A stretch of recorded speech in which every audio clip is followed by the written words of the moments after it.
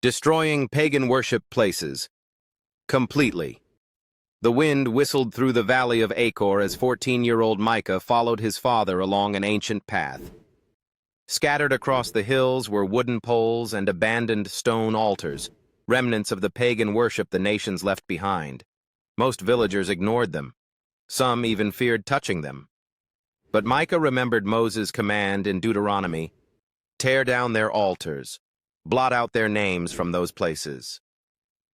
One morning, Micah felt a stirring he could not shake. It was as if God whispered, "What you tolerate today will rule you tomorrow."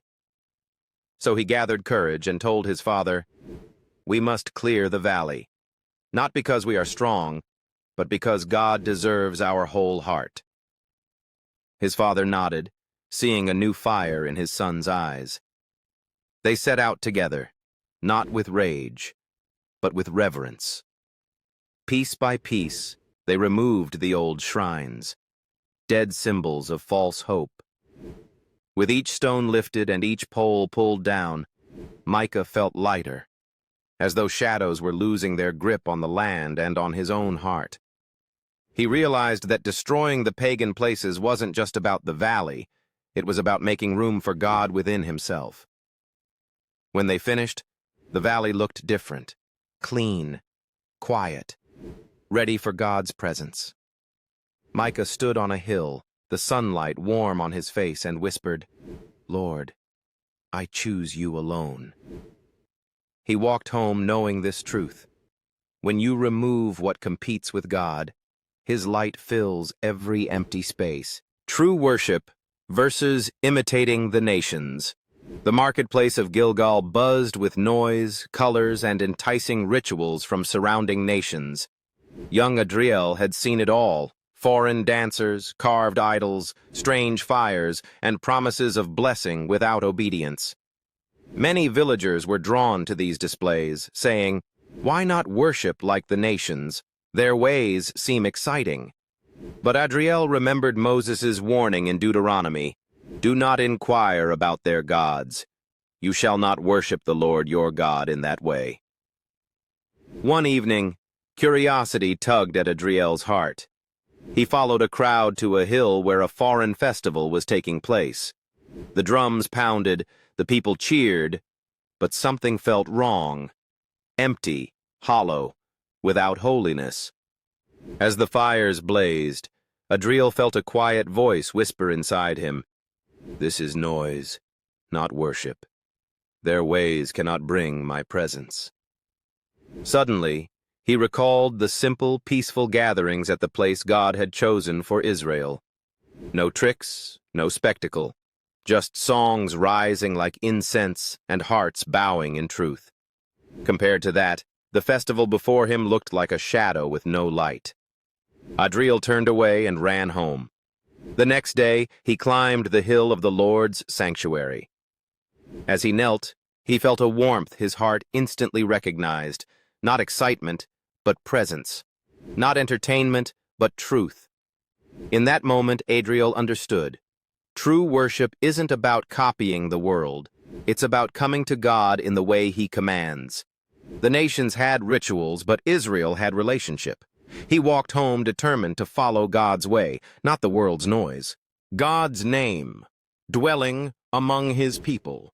The sun dipped behind the hills of Benjamin as young Tirzah carried a small lantern toward the gathering place of her village. That night felt different, almost alive. Ever since she was little, she had heard Moses' words from Deuteronomy. "To the place where the Lord your God will choose to put His name, there you shall go." But she never truly understood what it meant for God's name to dwell among His people. Her village had recently returned from a long season of wandering, confusion, and fear. They built homes, planted fields, yet something felt missing, like a door left half open. One evening, the elders announced that God had chosen their new meeting place, a small hill overlooking flowing streams. They said, "Here His name will dwell, here His presence will rest." Tirzah wanted to see it for herself.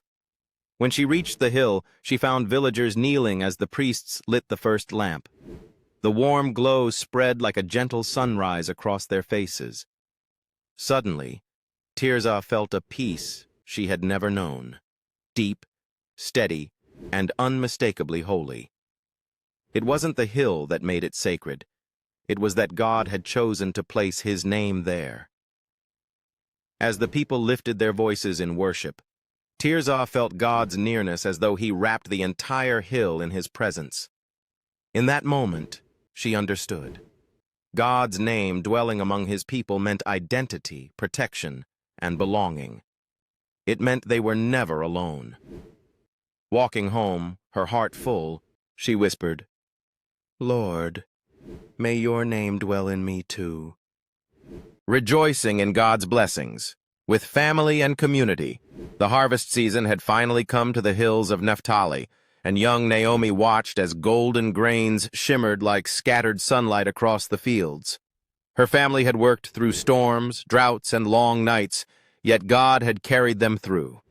Now, as Moses commanded in Deuteronomy, the whole village prepared a feast, not just to eat, but to rejoice before the Lord together. Naomi held a small basket of first fruits, the very best of their crops. Her father smiled and said, "Today we celebrate not what our hands have done, but what God has given." As they walked toward the gathering place, Naomi noticed neighbors laughing, children running, elders singing old songs of deliverance. Everyone, from the wealthiest farmer to the poorest stranger, was included. No one was left out of God's joy. When they reached the feast, the priests lifted prayers of thanksgiving, and Naomi felt a warm gratitude settle over her like a blanket. She realized blessing wasn't just about the land, it was about the people God placed around them. It was shared joy, shared food, shared worship. As the sun set and lanterns glowed, Naomi whispered, "Lord, thank you for blessing us, and for teaching us to celebrate together." She understood that God's blessings grow richer when rejoiced in as a family and community, honoring God with tithes and offerings. The fields of Zorah shimmered under the early morning sun as Hannah held a basket of her first harvested grains. They were golden, soft, and perfect, far better than she expected after a year of hard work, storms, and anxious nights. She remembered Moses' instruction in Deuteronomy, "Bring the first of your produce to the place the Lord chooses, and rejoice before him." But giving wasn't easy. These grains represented her sweat, her hopes, her survival. Still, something inside her whispered, "Honor God first, and he will honor you." So Hannah set out for the gathering place, where families from every direction came with baskets, jars, fruits, and animals. The air buzzed with laughter, singing, and gratitude. Children danced, elders shared stories, and the priests lifted their hands in blessing. It felt like the entire community breathed as one, united not by wealth, but by thanksgiving. When Hannah placed her basket before the altar, a surprising peace flooded her heart. It felt less like losing and more like releasing, like placing her fears into God's hands. As worship rose around her, she realized her offering wasn't about the grain. It was about trust. It was about remembering the God who provided rain, strength, and breath. She returned home lighter, joyful, and expectant. Honoring God had opened her heart to see his generosity more clearly. If this story encouraged you, don't forget to subscribe for more inspiring Christian stories and teachings.